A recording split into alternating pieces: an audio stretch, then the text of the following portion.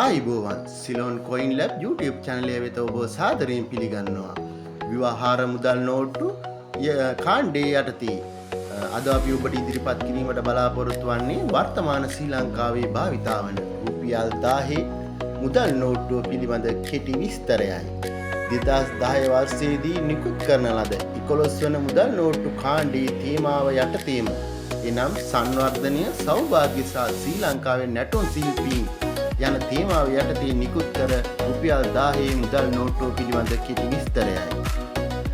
මෙම නෝට්ටුවේ ප්‍රමුඛ වර්ණය කොළ වර්ණය වේ. පරිමාව මිලිමීටර් 148ක් දිග පළල 67ක් පමණ වේ. ඉතින් අපි මෙම නෝට්ටුවේ මුහුණත ගැන පොඩ්ඩක් විමසා බලමු. ගම්පොළ නුවර එළිය මාර්ගයේ අලුතින් ඉදි වූ රම්බොඩ උමග එම ස්ථානයේ වූ පැරණි රම්බොඩ දුර්ගය පසුබිම් කර ගනිමින් දැක්වෙන ආකාරයට කලාකරුවෙකුගේ නිර්මාණයන් ලෙසින් මෙහි දැක්වෙනවා. නෝට්ටුවේ දකුණු පසට වන්නට ශ්‍රී ලංකා ගිරාමලිත්තා නැමැති පක්ෂියා සහ නෝට්ටුවේ වම් පසට වන්නට සිතිරි සිව්වා නැමැති සමනලයාද දැක්වෙනවා.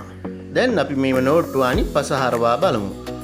නෝට්ටුව සිරස්ව අල්ලා බැලූ විට සබරගමු නැටුම් සම්ප්‍රදායට අයත් මල් පදයේ නැටුමේ යෙදෙන ශිල්පියෙක් සහ දවුල් බෙර වාදන ශිල්පියෙක්ද දකුණ ඉහළ කෙරවරේ බහිරව රූප සහ දිසාපාලක රූප සහිත මුරගලක්ද දකුණු පස දිගට දිත් ලියවැලක්ද දක්නට ලැබෙනවා.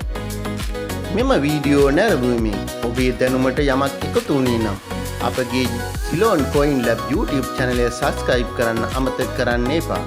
නවතම වීඩියෝ අධ්‍යයනය සැනින් ඔබ වෙත ළඟා වීමට bell icon එක click කරන්න.